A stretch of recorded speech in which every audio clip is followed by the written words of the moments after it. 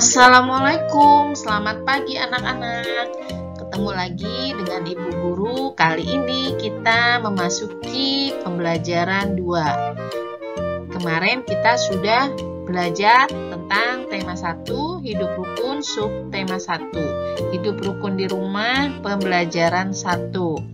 Nah, kali ini kita akan melanjutkan ya pembelajaran kedua. Kita simak bersama ya.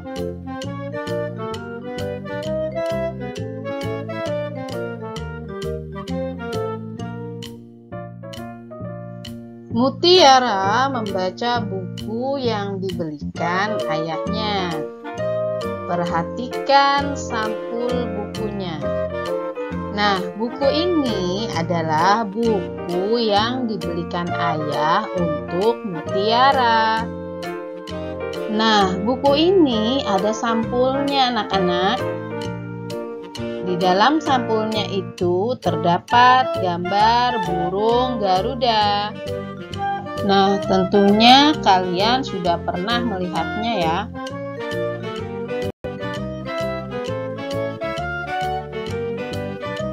Garuda Pancasila adalah lambang negara Indonesia. Burung Garuda besar, gagah, perkasa. Lihatlah perisainya. Nah, anak-anak bisa melihat perisainya di dada burung Garuda. Perisai itu memuat simbol dari sila-sila pada Pancasila. Pancasila adalah dasar negara kita. Nah, di dalam Garuda Pancasila ini ada perisai, di mana perisainya tersebut terdapat simbol-simbol sila-sila Pancasila. Dan di sini kita bisa melihat di dalam perisai ini ada gambar bintang, ada rantai emas, ada pohon beringin, ada kepala banteng, dan ada padi dan kapas.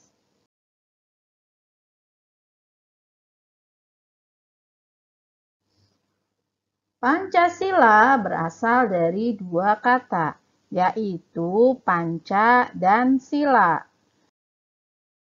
Panca sendiri artinya adalah 5.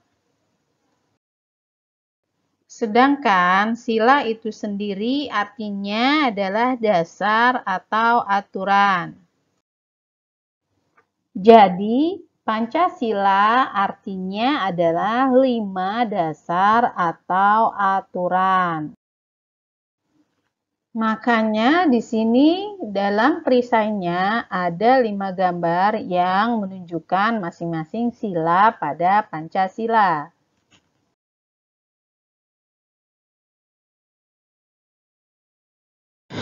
Nah, kita perhatikan di sini anak-anak. Kita harus memahami dan menghafal sila-sila yang ada di Pancasila. Sila pertama adalah ketuhanan yang Maha Esa. Maka simbol sila tersebut dilambangkan oleh gambar bintang. Sila yang kedua berbunyi kemanusiaan yang adil dan beradab. Di situ dilambangkan oleh gambar rantai emas. Lalu sila ketiga berbunyi Persatuan Indonesia. Dilambangkan juga oleh pohon beringin. Sila keempat berbunyi kerakyatan yang dipimpin oleh hikmat kebijaksanaan dalam permusyawaratan perwakilan. Dilambangkan oleh gambar kepala banteng. Sila terakhir atau sila kelima berbunyi keadilan sosial bagi seluruh rakyat Indonesia. Dilambangkan oleh padi dan kapas. Nah, anak-anak, kalian semua harus menghafalkan sila Pancasila ya.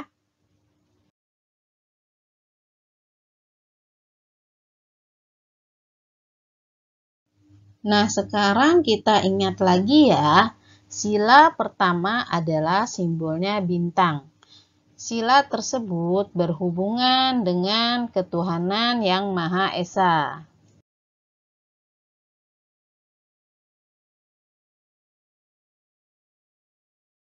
Sila kedua simbolnya rantai emas.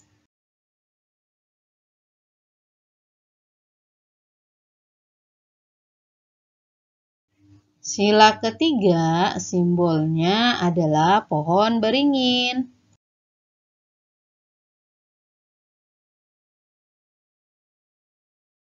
Sila keempat adalah simbolnya kepala banteng.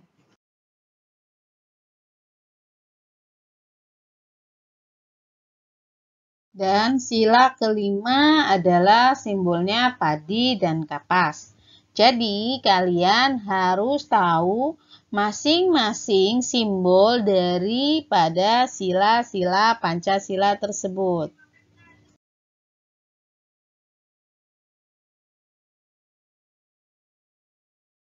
Contoh penerapan sila pertama pada Pancasila. Jadi, sila pertama Pancasila itu berhubungan dengan kegiatan keagamaan kita. Dan berhubungan juga tentang kegiatan beribadah kepada Tuhan. Jadi, sila pertama pastinya tentang beribadah. Nah, dalam gambar ini kita tahu ini adalah menerapkan sila pertama Pancasila. Contohnya, keluarga yang sedang sholat berjamaah. Kemudian gambar kedua, keluarga yang berdoa sebelum makan. Gambar selanjutnya ada keluarga yang beribadah ke gereja. Gambar selanjutnya ada keluarga yang sedang beribadah di pura. Kemudian ada juga gambar keluarga yang beribadah di wihara. Dan gambar yang terakhir adalah gambar keluarga yang sedang beribadah di kelenteng. Dari keseluruhan gambar ini merupakan menerapkan sila pertama Pancasila.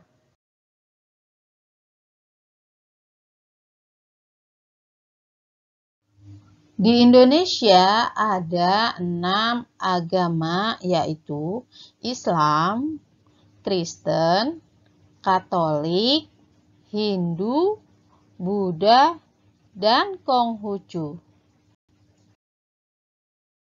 Contoh sila pertama yang kita lakukan di rumah adalah, maksudnya di sini adalah penerapan sila pertama yang bisa kita lakukan di rumah yaitu satu, beribadah bersama keluarga, kedua, berdoa bersama keluarga, ketiga, berdoa sebelum makan, sebelum tidur, sebelum belajar, dan lain-lain.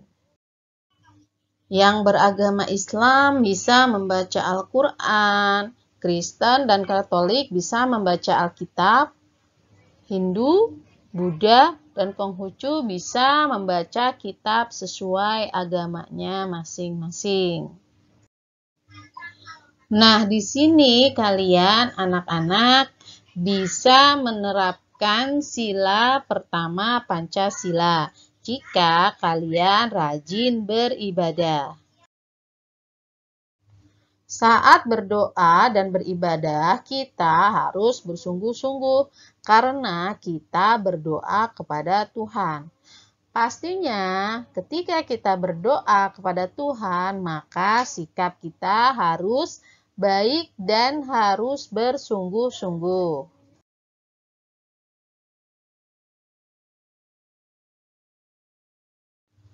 Apakah kalian masih ingat dengan kata ungkapan? Ungkapan adalah kata yang memiliki arti lainnya. Masih ingatkah kalian arti dari ungkapan? buah tangan dan buah hati. Nah, pelajaran tentang ungkapan ini sudah kita pelajari bersama di pembelajaran 1.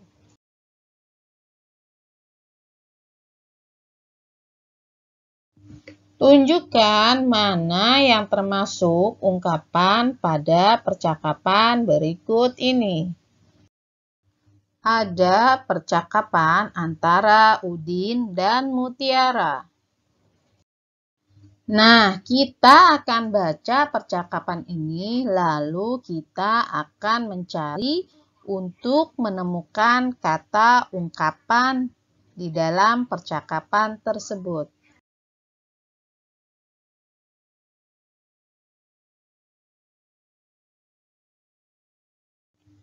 Buku kakak banyak sekali, tanya Udin.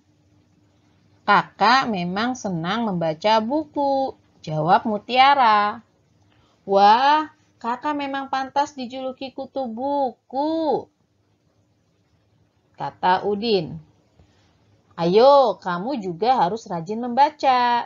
Ini ada buku cerita bagus, judulnya Bintang Lapangan, kata Mutiara.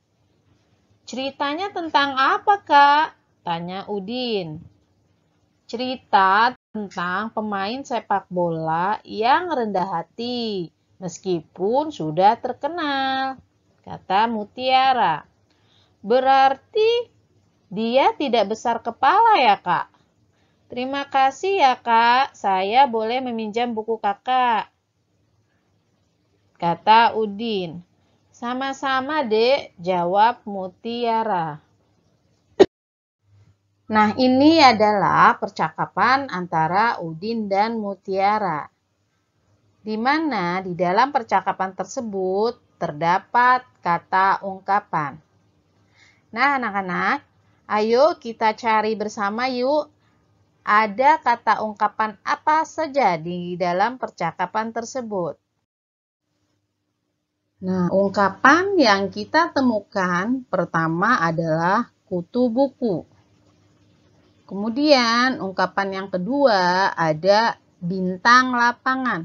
Wah, kok di lapangan ada bintang? Nah, maksudnya bukan seperti itu ya anak-anak. Jadi, bintang lapangan ini memiliki arti yang lain. Kemudian, ada lagi yaitu rendah hati. Kemudian yang terakhir ada besar kepala. Nah, kalian coba mencari di kamus atau boleh mencari di Google arti dari kata ungkapan yang terdapat di percakapan tersebut.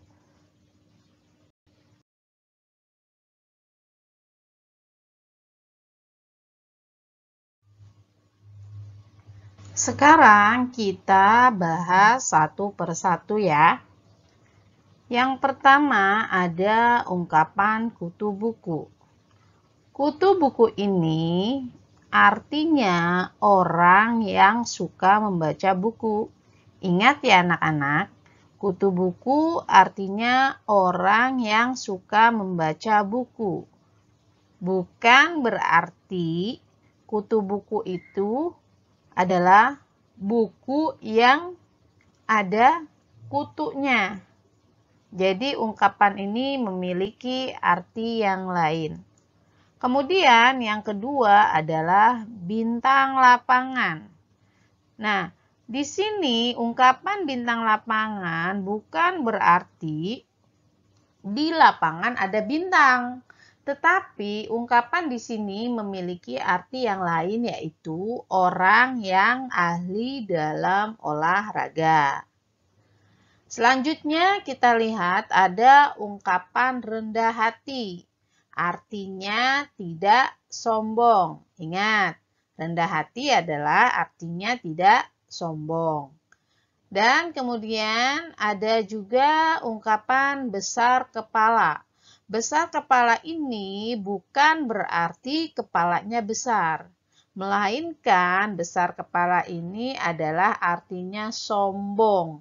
Nah, sombong ini adalah salah satu sifat yang harus kita jauhi ya. Jadi sifat sombong ini kita tidak boleh memiliki sifat sombong ini ya, karena sifat sombong ini adalah sifat yang tidak baik.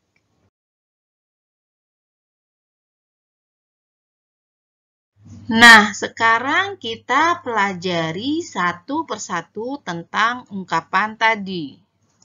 Contoh kalimat dengan ungkapan kutu buku. Nah, di sini Bu Guru akan memberikan contohnya ya.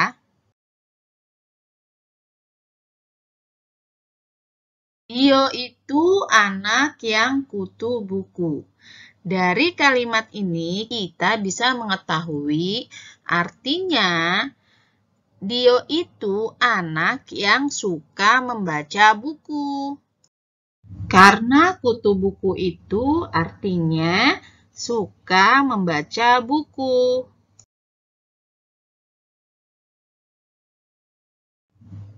Oke, kita masuk ke contoh kalimat yang kedua. Ria dipanggil si anak yang kutu buku. Artinya, Ria dipanggil si anak yang suka membaca buku. Kita lanjut ke ungkapan berikut.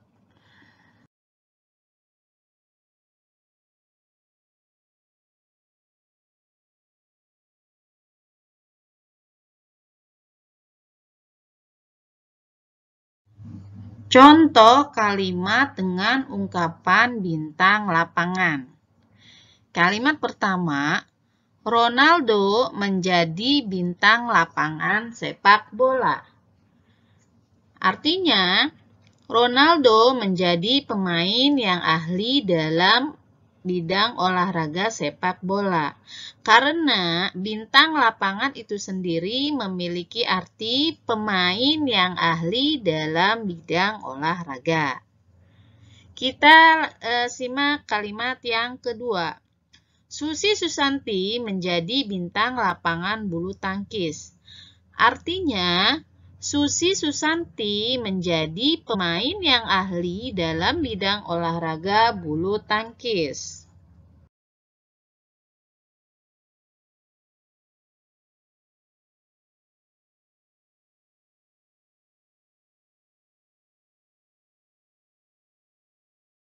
Kita lanjut ke kalimat ungkapan berikutnya. Contoh kalimat dengan ungkapan rendah hati. Kalimat yang pertama, walaupun Vio juara kelas, ia tetap rendah hati.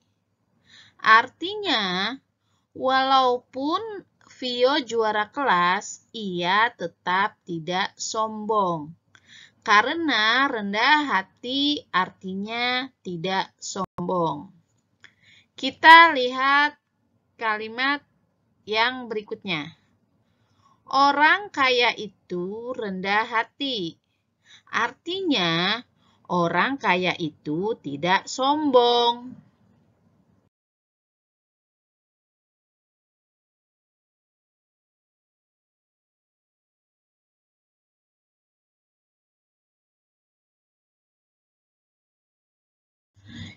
Kita lanjut pada kalimat ungkapan berikutnya. Contoh kalimat dengan ungkapan besar kepala. Kalimat yang pertama, orang itu besar kepala. Maksudnya di sini bukan berarti orang itu kepalanya besar, tetapi artinya adalah orang itu sombong. Nah, kalimat yang kedua, Vivi juara kelas dan anaknya besar kepala. Artinya, Vivi juara kelas dan anaknya sombong. Nah, anak-anak, kalian tidak boleh sombong ya, karena sombong itu tidak baik. Kalau kita sombong, maka kita tidak akan disukai atau disenangi oleh teman-teman yang lain.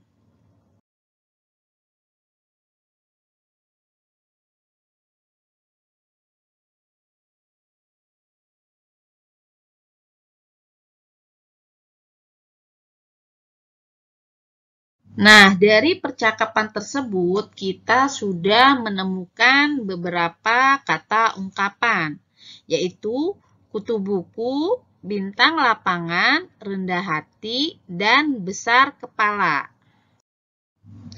Nah, dari percakapan ini ada pertanyaan yang harus kalian jawab.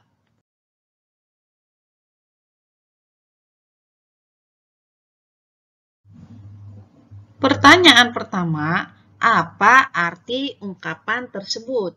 Nah, tadi Ibu Guru sudah menjelaskan ya ungkapan yang terdapat dalam percakapan tersebut.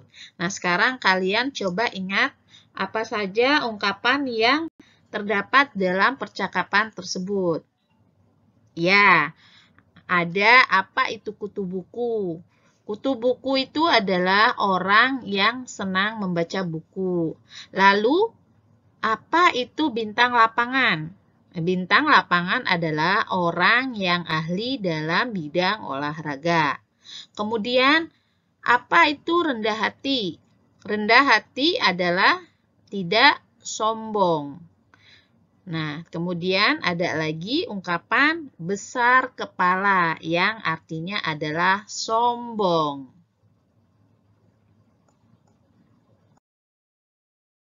Pertanyaan kedua, apakah Udin dan Mutiara saling menyayangi?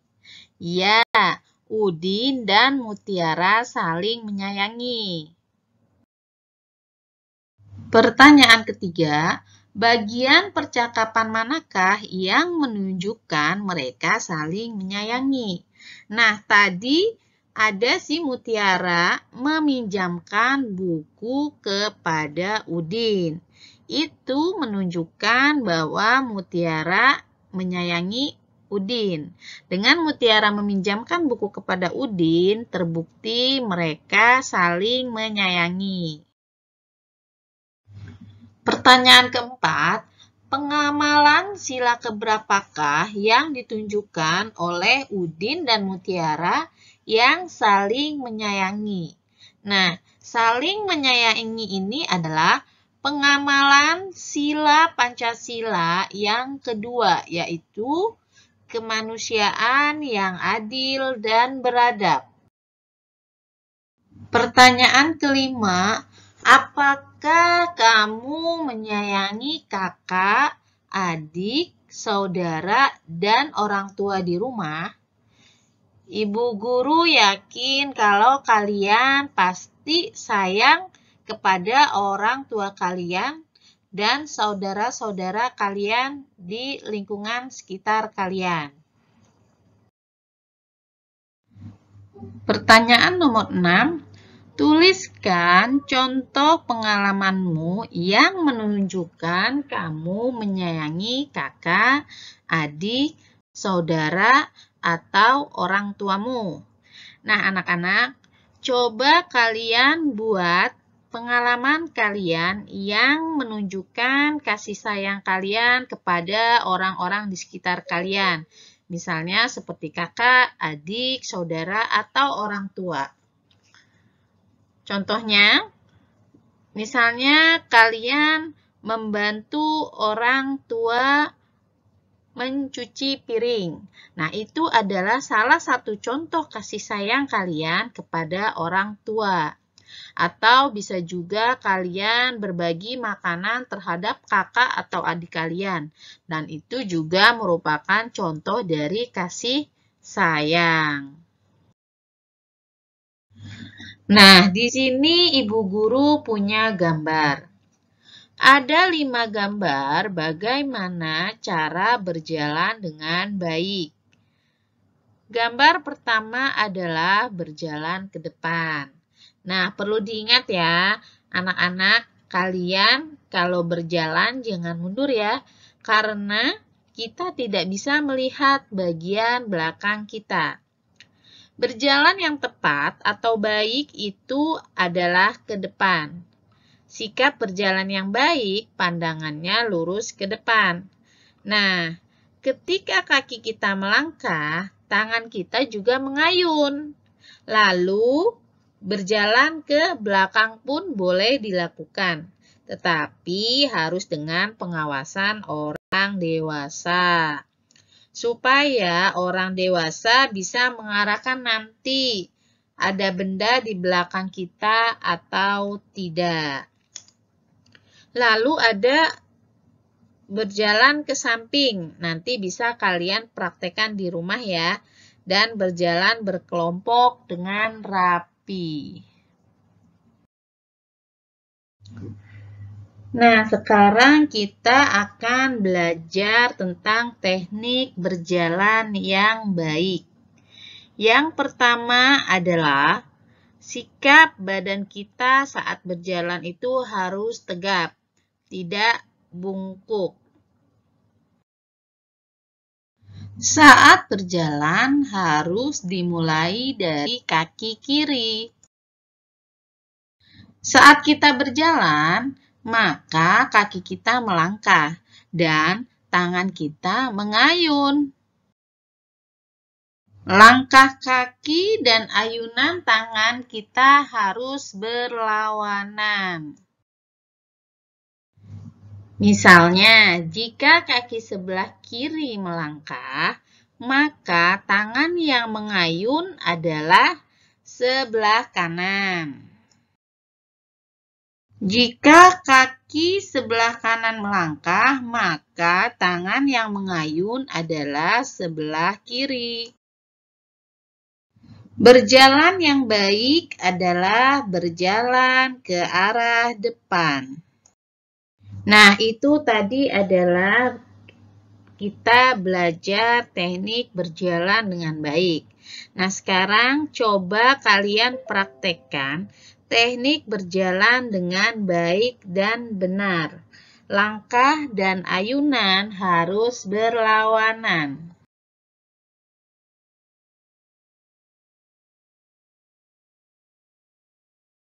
Demikian tadi anak-anak untuk pembelajaran kita hari ini di tema 1 hidup rukun, subtema 1 hidup rukun di rumah pembelajaran 2. Semoga video pembelajaran hari ini bisa bermanfaat untuk kalian saat belajar di rumah. Jangan lupa tetap semangat, jaga kesehatan, jaga kebersihan, dan patuh kepada orang tua. Assalamualaikum warahmatullahi wabarakatuh.